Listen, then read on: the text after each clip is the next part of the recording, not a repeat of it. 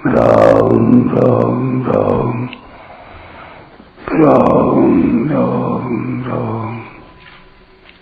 राम राम राम नारायण नारायण। संबंध। अब दूसरे श्लोक में भगवान अर्जुन के प्रश्न का उत्तर देते हैं। श्री भगवानुवाच संन्यासः कर्मयोगश्च निःश्रेयसकरावुभौ तयोस्तु कर्म संन्यासात् कर्मयोगो विशिष्यते। श्री भगवान बोले, संन्यास, सांख्ययोग और कर्मयोग दोनों ही कल्याण करने वाले हैं, परंतु उन दोनों में भी कर्म संन्यास से अर्थात सांख्य योग से कर्मयोग श्रेष्ठ है। व्याख्या। भगवान के सिद्धांत के अनुसार सांख्य योग और कर्मयोग का पालन प्रत्येक वर्ण, आश्रम, संप्रदाय आदि के मनुष्य कर सकते हैं, कारण कि उनका सिद्धांत किसी वर्ण, आश्रम, संप्रदाय आदि को लेकर नहीं है। इसी अध्याय के पहले श्लोक में अर्जुन ने कर्मों का त्याग करके विधि पूर्वक ज्ञान प्राप्त करने की प्रचलित प्रणाली को कर्म संन्यास नाम से कहा है, परंतु भगवान के सिद्धांत के अनुसार ज्ञान प्राप्ति के लिए सांख्य योग का पालन प्रत्येक मनुष्य स्वतंत्रता से कर सकता है और उसका पालन करने में कर्मों का स्वरूप से त्याग करने की आवश्यकता भी नहीं है। इसलिए भगवान प्रचलित मत का भी आदर करते हुए अपने सिद्धांत के अनुसार अर्जुन के प्रश्न का उत्तर देते हैं। संन्यासः, यहाँ संन्यासः पद का अर्थ सांख्य योग है, कर्मों का स्वरूप से त्याग नहीं। अर्जुन के प्रश्न का उत्तर देते हुए भगवान कर्मों के त्याग पूर्वक संन्यास का विवेचन न करके कर्म करते हुए ज्ञान को प्राप्त करने का जो सांख्य योग का मार्ग है उसका विवेचन करते हैं।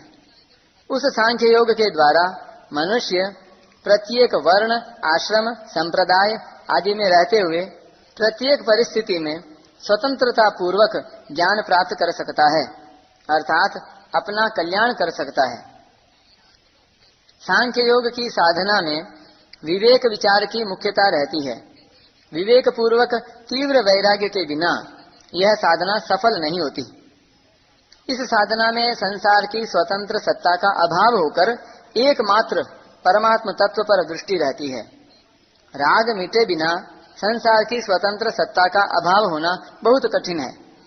इसलिए भगवान ने देहाभिमानियों के लिए यह साधन क्लेश युक्त बताया है। इसी अध्याय के 6 श्लोक में भी भगवान ने कहा है कि कर्मयोग का साधन किए बिना संन्यास का साधन होना कठिन है, क्योंकि संसार से राग हटाने के लिए कर्मयोग ही सुगम उपाय है। कर्मयोगश्च, मानव मात्र में कर्म करने का राग अनादिकाल से चला आ रहा है, जिसे मिटाने के लिए कर्म करना आवश्यक है। परंतु वे कर्म किस भाव और उद्देश्य से कैसे किए जाएं कि करने का राग सर्वथा मिट जाए, उस कर्तव्य कर्म को करने की कला को कर्मयोग कहते हैं। कर्मयोग में कार्य छोटा है या बड़ा, इस पर दृष्टि नहीं रहती। जो भी कर्तव्य कर्म सामने आ जाए उसी को निष्काम भाव से दूसरों के हित के लिए करना है। कर्मों से संबंध विच्छेद करने के लिए यह आवश्यक है कि कर्म अपने लिए न किए जाएं। अपने लिए कर्म न करने का अर्थ है कर्मों के बदले में अपने लिए कुछ भी पाने की इच्छा न होना। जब तक अपने लिए कुछ भी पाने की इच्छा रहती है तब तक कर्मों के साथ संबंध बना रहता है। निःश्रेयस करावुभौ। अर्जुन का प्रश्न था कि सांख्य योग और कर्म योग, इन दोनों साधनों में कौन सा साधन निश्चय पूर्वक कल्याण करने वाला है। उत्तर में भगवान कहते हैं कि हे अर्जुन, ये दोनों ही साधन निश्चय पूर्वक कल्याण करने वाले हैं, कारण कि दोनों के द्वारा एक ही समता की प्राप्ति होती है। इसी अध्याय के चौथे 5वें श्लोकों में भी भगवान ने इसी बात की पुष्टि की है। 13वें अध्याय के 24वें श्लोक में भी भगवान ने सांख्य योग और कर्म योग दोनों से परमात्म तत्व का अनुभव होने की बात कही है। इसलिए ये दोनों ही परमात्म प्राप्ति के स्वतंत्र साधन हैं। तयोस्तु कर्म संन्यासात्, एक ही सांख्य योग के दो भेद हैं। एक तो चौथे अध्याय के 34वें श्लोक में कहा हुआ सांख्य योग, जिसमें कर्मों का स्वरूप से त्याग है, और दूसरा दूसरे अध्याय के 11वें से 30वें श्लोक तक कहा हुआ सांख्य योग, जिसमें कर्मों का स्वरूप से त्याग नहीं है। यहाँ कर्म संन्यासात् पद दोनों ही प्रकार के सांख्य योग का वाचक है। कर्म योगो विशिष्यते, आगे के तीसरे श्लोक में भगवान ने इन पदों की व्याख्या करते हुए कहा है कि कर्मयोगी नित्य सन्यासी समझने योग्य है, क्योंकि वह सुख पूर्वक संसार बंधन से मुक्त हो जाता है। फिर छठे श्लोक में भगवान ने कहा है कि कर्मयोग के बिना सांख्य योग का साधन होना कठिन है, तथा कर्मयोगी शीघ्र ही ब्रह्म को प्राप्त कर लेता है। तात्पर्य है कि सांख्य योग में तो कर्मयोग की आवश्यकता है, पर कर्मयोग में सांख्य योग की आवश्यकता नहीं है। इसलिए दोनों साधनों के कल्याण कारक होने पर भी भगवान कर्मयोग को ही श्रेष्ठ बताते हैं। कर्मयोगी लोक संग्रह के लिए कर्म करता है। लोक संग्रह मेवापि संपश्यन कर्तुम अर्हसि। लोक संग्रह का तात्पर्य है निस्वार्थ भाव से लोक मर्यादा सुरक्षित रखने के लिए लोगों को उन मार्ग से हटाकर सन्मार्ग में लगाने के लिए कर्म करना, अर्थात केवल दूसरों के हित के लिए कर्म करना। इसी को गीता में यज्ञार्थ कर्म के नाम से भी कहा गया है। जो केवल अपने लिए कर्म करता है वह बंध जाता है, परंतु कर्मयोगी निस्वार्थ भाव से केवल दूसरों के हित के लिए कर्म करता है, अतः वह कर्म बंधन से सुगमता पूर्वक मुक्त हो जाता है। इसलिए कर्मयोग श्रेष्ठ है। कर्मयोग का साधन प्रत्येक परिस्थिति में और प्रत्येक व्यक्ति के द्वारा किया जा सकता है, चाहे वह किसी भी वर्ण, आश्रम, संप्रदाय आदि का क्यों न हो। परंतु अर्जुन जिस कर्म संन्यास की बात कहते हैं वह एक विशेष परिस्थिति में किया जा सकता है, क्योंकि तत्वज्ञ महापुरुष का मिलना, उनमें अपने श्रद्धा होना और उनके पास जाकर निवास करना, ऐसी परिस्थिति हरेक मनुष्य को प्राप्त होनी संभव नहीं है।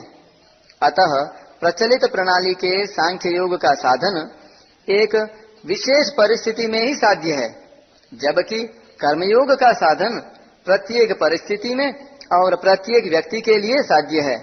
इसलिए कर्मयोग श्रेष्ठ है। प्राप्त परिस्थिति का सदुपयोग करना कर्मयोग है। युद्ध जैसी घोर परिस्थिति में भी कर्मयोग का पालन किया जा सकता है। कर्मयोग का पालन करने में कोई भी मनुष्य किसी भी परिस्थिति में असमर्थ और पराधीन नहीं है, क्योंकि कर्मयोग में पाने की इच्छा का त्याग होता है। कुछ न कुछ पाने की इच्छा रहने से ही कर्तव्य कर्म करने में असमर्थता और पराधीनता का अनुभव होता है। कर्तृत्व भोक्तृत्व ही संसार है। सांख्य योगी और कर्मयोगी इन दोनों को ही संसार से संबंध विच्छेद करना है। इसलिए दोनों ही साधकों को कर्तृत्व और भोक्तृत्व इन दोनों को मिटाने की आवश्यकता है। तीव्र वैराग्य और तीक्ष्ण बुद्धि होने से सांख्य योगी कर्तृत्व को मिटाता है। उतना तीव्र वैराग्य और तीक्ष्ण बुद्धि न होने से कर्मयोगी दूसरों के हित के लिए ही सब कर्म करके भोक्तृत्व को मिटाता है। इस प्रकार सांख्य योगी कर्तृत्व का त्याग करके संसार से मुक्त होता है और कर्मयोगी भोक्तृत्व का अर्थात कुछ पाने की इच्छा का त्याग करके मुक्त होता है। यह नियम है कि कर्तृत्व का त्याग करने से भोक्तृत्व का त्याग और भोक्तृत्व का त्याग करने से कर्तृत्व का त्याग स्वतः हो जाता है। कुछ न कुछ पाने की इच्छा से ही कर्तृत्व होता है। जिस कर्म से अपने लिए किसी प्रकार के भी सुख की इच्छा नहीं है वह क्रिया मात्र है, कर्म नहीं। जैसे यंत्र में कर्तृत्व नहीं रहता ऐसे ही कर्मयोगी में कर्तृत्व नहीं रहता।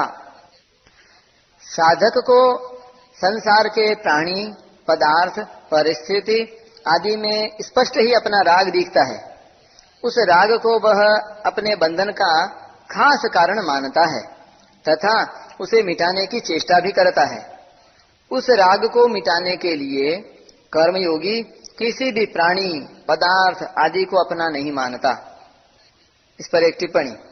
कर्मयोगी सेवा करने के लिए तो सबको अपना मानता है, पर अपने लिए किसी को भी अपना नहीं मानता। अपने लिए कुछ नहीं करता तथा अपने लिए कुछ नहीं चाहता। क्रियाओं से सुख लेने का भाव न रहने से कर्मयोगी की क्रियाएं परिणाम में सबका हित तथा वर्तमान में सबकी प्रसन्नता और सुख के लिए ही हो जाती हैं। क्रियाओं से सुख लेने का भाव होने से क्रियाओं में अभिमान, कर्तृत्व और ममता हो जाती है, परंतु उनसे सुख लेने का भाव सर्वथा न रहने से कर्तृत्व समाप्त हो जाता है। कारण कि क्रियाएं दोषी नहीं है, क्रियाजन्य आसक्ति और क्रियाओं के फल को चाहना ही दोषी है। जब साधक क्रियाजन्य सुख नहीं लेता तथा क्रियाओं का फल नहीं चाहता तब कर्तृत्व रह ही कैसे सकता है, क्योंकि कर्तृत्व टिकता है भोक्तृत्व पर।